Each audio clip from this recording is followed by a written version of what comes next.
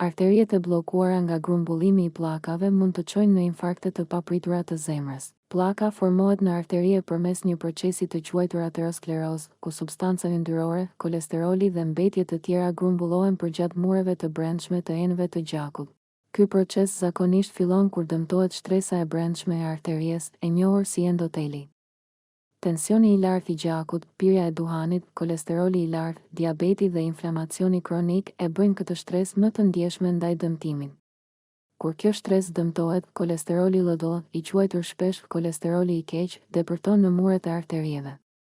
Sistemi imunitar dërgon qeliza të bardha të gjakut për ta pastruar, por në vend të kësaj, këto qeliza bashkohen me LDL dhe krijojnë vija yndyrore. Me kalimin e kohës, këto vija rriten në pllaka që forcohen dhe ngushtojnë arteriet, duke kufizuar rrjedhën e gjakut dhe duke rritur rrezikun për infarkte dhe goditje në tru. Faktorë të tjerë që përshpejtojnë grumbullimin e pllakave përfshin një dietë të pasur me yndyra të ngopura dhe yndyra trans, mungesën e aktivitetit fizik, obezitetin, stresin kronik dhe gjenetikën.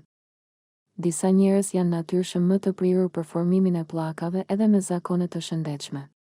Kontrolli i kolesterolit, menaxhimi i tensionit të gjakut, qëndrimi aktiv dhe ndjekja e një diete të balancuar mund të ngadalsojnë ose parandalojnë formimin e pllakave, duke mbajtur arteriet më të shëndetshme dhe duke ulur rrezikun e ngjarjeve kardiake të papritura.